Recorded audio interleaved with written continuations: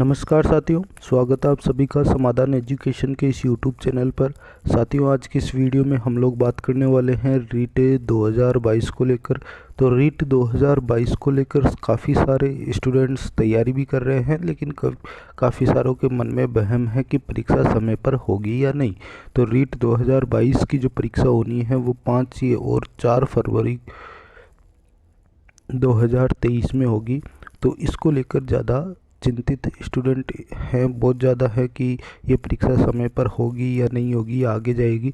उसके सबसे बड़े रीजंस क्या हैं? उसके सबसे बड़े रीजंस है कि अभी तक जो है विज्ञप्ति नहीं आई है, जो नोटिफिकेशन है रीट का मुख्य परीक्षा का, वो अभी तक नहीं आया है। फॉर्म अप्लाई करवाने स्टार्ट नहीं किए गए हैं। वहीं कर्मचारी चयन बोर्ड के पास जो अभ्यर्थना जाती है वो अभ्यर्थना अभी तक नहीं पहुंची है, तो इसको लेकर ज़्यादा चिंतित है। वहीं एक खुशखबरी ये है सभी के लिए कि जो आपके सर्टिफिकेट है वो सर्टिफिकेट जो है वो अभी स्टार्ट हो चुके हैं मिलने। आपको सर्टिफिकेट वितरण चालू हो चुके हैं। आप जाइए अपना एडमिट कार्ड लेकर, जिससे एडमिट कार्ड से आप जो है वो परीक्षा देने गए थे, रोल नंबर और आपकी डीओबी ये वगैरह उसमें चेक होगी। और उससे क्या होगा कि आपका न्यू जो है वो एडमिट कार्ड निकलेगा, जिसमें सेंटर आएगा कि आपका जो सर्टिफिकेट है वो कहाँ पर है। उसको आप लेकर जाना, उस एडमिट कार्ड को वहाँ पर सेंटर पर जमा करवाना और आपके सर्टिफिकेट का आप लेकर आ जाना वहीं से। तो ये आपके लिए एक अच्छी न्यूज़ है कि सर्टिफिकेट वितरण स्टार्ट हो चुके हैं। पहले ये भी नहीं हो रहे थे, अभी हाल ही में कुछ एक दिनों से ये स्टार्ट हो चुके हैं।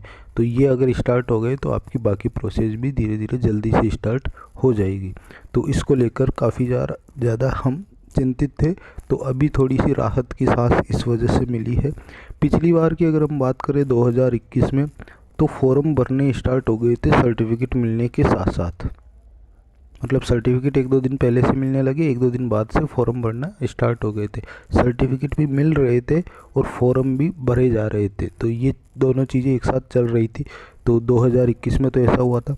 अभी 2022 की अलग कहानी है। पहले तो सर्टिफिकेट लेट मिले, और सर्टिफिकेट लेट मिलने के अलावा भी अभी तक अभ्यर्थना कर्मचारी चयन बोर्ड के पास नहीं गई, और अभ्यर्थना नहीं जाने के बाद कर्मचारी चयन बोर्ड विज्ञप्ति या नोटिफिकेशन जारी नहीं कर पा रहा है। तो फॉर्म भरने में निश्चित तौर पर देरी होगी, और सर्टिफिकेट जल्दी से जल्दी, अब तक कई सारे स्टूडेंट ने ले लिया होगा, धीरे धीरे सभी स्टूडेंट ले लेंगे, क्योंकि सभी के अपने अपने डिस्ट्रिक्ट में आएगा सर्टिफिकेट। दूर भले ही हो, क्योंकि कुछ डिस्ट्रिक्ट में मान लीजिए कि 20, 25, 30 किलोमीटर की दूरी पर आपको सर्टिफिकेट वितरण हो रहा है, तो उस चीज़ को कोई दिक्कत नहीं है। लेकिन दूसरे ज़िलों में, दूसरे डिस्ट्रिक्ट में नहीं आएगा, आपके अपने डिस्ट्रिक्ट में आएगा। प्रत्येक जिला मुख्यालय के पास क्या होगा, वो सर्टिफिकेट उपलब्ध है। जयपुर ज़िले के अगर जितने भी स्टूडेंट हैं उनका सर्टिफिकेट जयपुर में स्थित है। और वहीं अगर बाहर अगर आप देखें अन्य ज़िलों में, जैसे अजमेर, जैसलमेर, इन सभी में अपने अपने डिस्ट्रिक्ट के बच्चों के लिए अपने अपने डिस्ट्रिक्ट में जो सर्टिफिकेट है वो अवेलेबल है। तो अभी सर्टिफिकेट की बात हो गई। अभी मुख्य बात यह है कि मुख्य परीक्षा 4 और 5 को होगी या नहीं। तो अभी मैं आपको कुछ लॉजिकली बात करना चाहता हूँ कि अगर हम बात करें आज की डेट की, तो आज जो डेट है वो हो चुकी है, ये मान के चलिए कि 8 दिसंबर की आज डेट हो चुकी है। 8 दिसंबर हो चुकी है, ठीक है। अभी 8 दिसंबर होने का मतलब है कि अभी अभ्यर्थना ही नहीं है। अभ्यर्थना आने में समय लगेगा।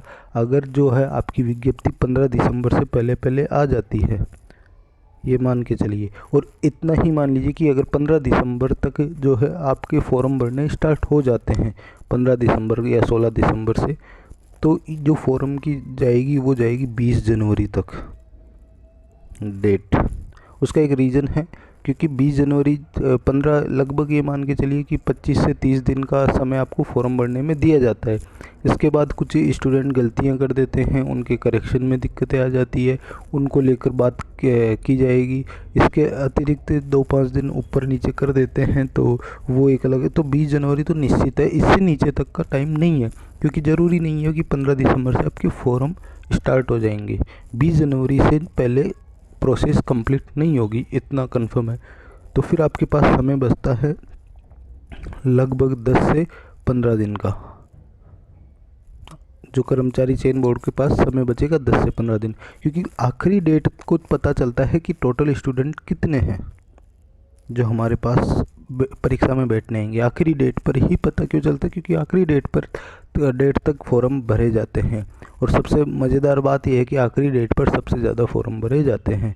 तो टोटल स्टूडेंट कितने हैं आखिरी डेट को ही पता चलेगा, और उसी के अकॉर्डिंग कर्मचारी चयन बोर्ड जो अपनी व्यवस्था है, जो सीटिंग अरेंजमेंट है, जो सेंटर्स की व्यवस्था है, कितने सेंटर्स उसको करने हैं, उन सभी का आकलन वो 20 जनवरी के बाद ही लगा पाएगा। तो इस वजह से 4 और 5 तारीख के लिए उसके पास 10 से 15 दिन का टाइम बहुत कम है, बहुत ज़्यादा कम होता है। क्योंकि सेंटर से हालांकि सेंटर्स में बात करना ज़्यादा वो नहीं है, लेकिन फिर भी इतने स्टूडेंट्स का लगभग टेट में पास होने वाले स्टूडेंट्स की संख्या बहुत ज़्यादा है। रीट में जो पास हुए हैं उनकी संख्या बहुत ज़्यादा है। 2021 के 3 लाख स्टूडेंट है जो 2021 में पास हुए थे, तो उसके अतिरिक्त 2022 के भी काफ़ी ज़्यादा स्टूडेंट आपके पास हैं जो पात्रता क्लियर कर चुके हैं, लेवल 2 के अलग से, लेवल 1 के अलग से। तो 10 से 15 दिनों में वो तैयारी पॉसिबल नहीं लग रही है अभी की कंडीशन के हिसाब से। तो क्योंकि किसी भी कंडीशन में विज्ञप्ति अगर हाल ही में आती है तो भी इसको लेकर अगर हम बात करें तो जो आपकी परीक्षा तिथि है उसमें निश्चित तौर पर आगे बढ़ने की संभावना है। क्योंकि जो ये है अभी आपके अब विज्ञप्ति आई नहीं है। कई लोग बोल रहे थे कि 10 दिसंबर से पहले पहले आपकी विज्ञप्ति आ जाएगी, लेकिन अभी तक अभ्यर्थना गई नहीं है। 10 दिसंबर कैसे आएगी? क्योंकि आज तो 8 दिसंबर हो गई, ये पॉसिबल है ही नहीं 10 दिसंबर से पहले तो। क्योंकि आज 8 हो गई, कल परसों 2 दिन और बच रहे हैं। तो क्योंकि विज्ञप्ति ऐसे नहीं आ जाती है, अभ्यर्थना आते ही विज्ञप्ति आ जाएगी ये ज़रूरी नहीं है। अभ्यर्थना में पूरी डिटेल उनको मिलेगी कर्मचारी चयन बोर्ड की, कि कितने बच्चों ने क्या किया है, कितने ने पास किया है, सब कुछ उसके अकॉर्डिंग वो डिसाइड करेंगे। कितने तो पोस्ट खाली हैं उनको जब पता चलेगा तो उसी के अकॉर्डिंग वो अपनी प्रोसेस स्टार्ट करेंगे, विज्ञप्ति निकालेंगे कि इतनी पोस्टों पर हम परीक्षा ले रहे हैं, इतना कुछ कर रहे हैं, सब कुछ वो प्रोसेस विज्ञप्ति में कंप्लीट करेंगे। इसके अलावा कई सारे स्टूडेंट्स को लेकर ये हो रहा है कि लेवल 2 की जो है अभी तक वो जो फॉर्म की बात की जाए, वो पोस्टों की बात की जा रही है बढ़ाने की, तो अभी तक उसमें दिक्कत आ रही है लेवल 2 के स्टूडेंट्स को लेकर। क्योंकि जितनी उनको पोस्ट चाहिए उतनी मिल नहीं रही है, अभी भी उसको लेकर विवाद जारी है। ये विवाद सुलझेगा या नहीं सुलझेगा, या इसको सुलझाने से पहले ही जो है आपकी विज्ञप्ति निकाल दी जाएगी। तो इसको लेकर जो है ज़्यादा वो हो रहा है दिक्कत का सामना। अभी कई सारे स्टूडेंट या कई सारे लोग ऐसे भी बोल रहे हैं कि पहले आप विज्ञप्ति निकाल दीजिए या फिर उसके बाद में आप उसमें संशोधन कर दीजिए। सही है उनका मानना, लेकिन मेरे अकॉर्डिंग ये नहीं होगा। क्योंकि विज्ञप्ति निकालने के बाद फिर कंप्लीट प्रोसेस स्टार्ट करनी होगी इनको। तो एक बार विज्ञप्ति निकल जाएगी तो उसमें संशोधन करने जितना फिर इनके पास दिमाग ख़राब करने का टाइम नहीं रहेगा। तो क्योंकि विज्ञप्ति आने के बाद इनको तुरंत से फिर परीक्षा लेने का आयोजन करने का सोचना पड़ेगा। तो एक बार विज्ञप्ति कंप्लीट विज्ञप्ति आनी ज़रूरी है। संशोधन जितना समय फिर उनको देना पड़ेगा, बीच में फिर संशोधन का विवाद चलेगा। तो इससे अच्छा है कंप्लीट विज्ञप्ति आ जाए तो वो बहुत बेटर है।